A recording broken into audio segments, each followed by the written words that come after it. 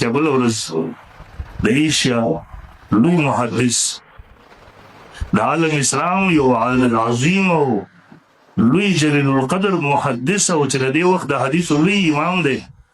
استاد محترم شیخ ادریس صاحب دامن برکاته الله خبره وکړه نو هغه خبره کټ کړله دې خلکو ویله شیخ صاحب وویله چې که ټرمپ پاکستان ته راشي نو پاکستان ته به دې سره عزت میلاو شي نو د ټرمپ بچی دغه خبره خو پوره واوره که نه خو تا کټ لله شیخ صاحب خو ټرمپ ته په دغه الفاظو کې پلیت ویلی دی حرامي یې ورته ویلی دی ته له دې تکلیف درو دغه خبره ولې کټ کې په ټول عمر ناست دی احادیث د رسول الله سلم پړاوئ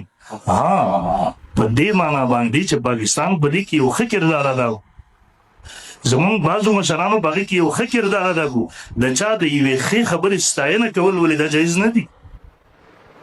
ستا خواست دی خو څه کېده دغه یو عالم ته ته خو د پیغمبر دشمن وې ته خو د علماو دشمن وې د دغسې یو محدث ته خو هغه ته وګوره ته خو د هغه دشمن وې د هغه دغه موقع درته نه میلاوېدل د الله د پیغمبر دشمنه د انبیاو دشمنه تا ته په دې ځای کې موقع میلاو شوه چې دلته ګوتې ووهې ته خو ورسه د هغه د بخاري شریف ختم یې د ټوله دنیا ورباندې ګواه ده د هغه ژړاګانې د پوره امت دپاره د پوره انسانیت دپاره ته ورسه ته په بل ځای کې چېرته نظیر پیدا کړي هغه د پاکستان د مسلمانانو دپاره هم جړه کړې ده د افغانستان د مسلمانانو دپاره هم جړه ټوله دنیا دپاره د مسلمانانو دپاره جړه هر وخت د هغې درد او فکر ورسره وي کمبخته خلک دي دغسې دا د علماو د دشمنۍ دپاره دغومره دغومره لارې خو دغه خلک دا چې څومره د بېادبۍ او د ګستاخۍ موقع په دې وخت کې دوی ته به لاس ورلو کوې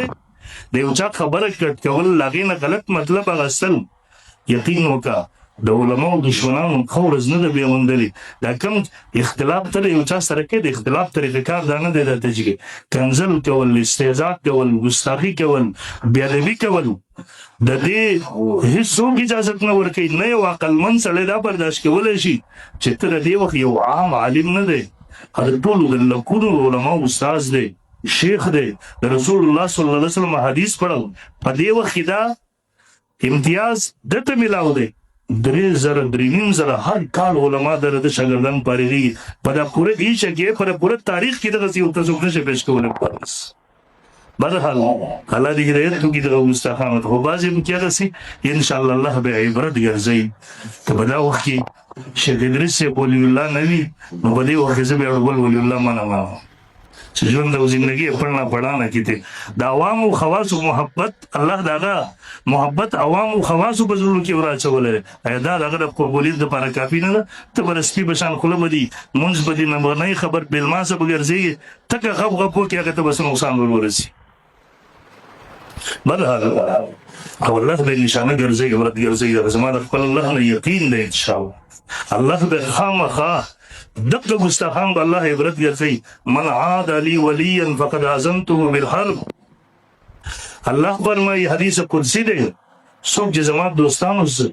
بېادبي کوي بغض دشمني ورسره فقد اذنته بالحرب رب فرمایي زه به خپله دغه سړي سره